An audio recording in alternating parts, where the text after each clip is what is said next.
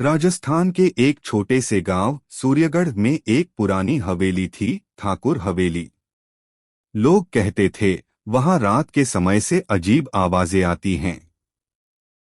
कोई दरवाजा खुद खुलता है, कोई खिड़की अपने आप बंद हो जाती है।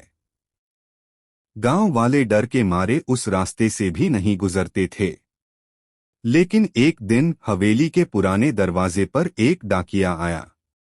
उसके हाथ में एक खत था जिस पर लिखा था, सुश्री आर्या ठाकुर, हवेली नंबर 7, सूर्यगढ़। समस्या ये थी कि आर्या ठाकुर की मौत 25 साल पहले हो चुकी थी। भाग 2, गांव की लड़की और पुराना रहस्य।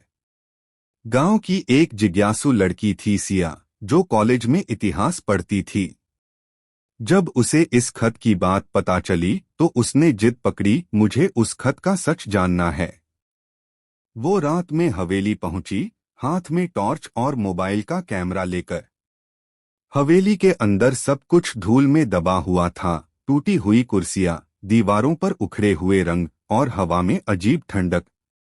एक कमरे में उसे एक पुराना आईना मिला और उसके सामने रखी थी एक डायरी जिसमें लिखा था, अगर कोई इस डायरी को पढ़ रहा है तो समझ लो समय तुम्हारे साथ खेल खेलने वाला है।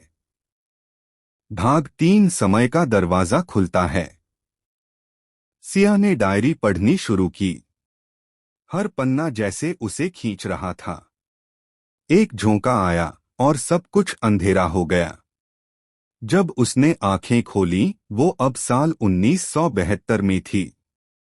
वो उसी हवेली में खड़ी थी, पर अब सब चमक रहा था।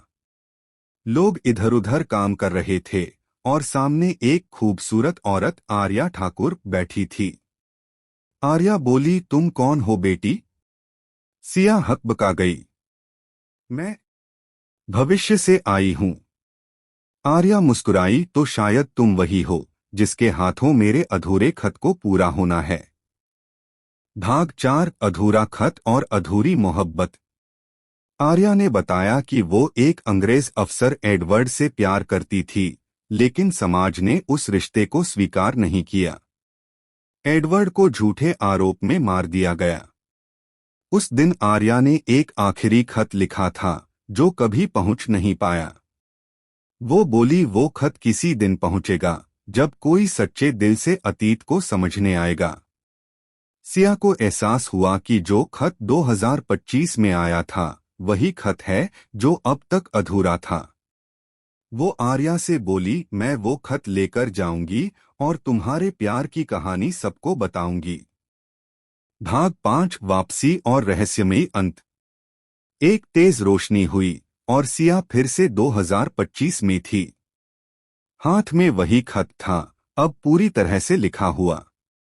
उसने खत को खोला, उसमें लिखा था, प्यार समय से परे है। अगर ये खत तुम्हारे हाथों तक पहुंचा है तो समझो हमारी आत्माएं अब मुक्त हैं।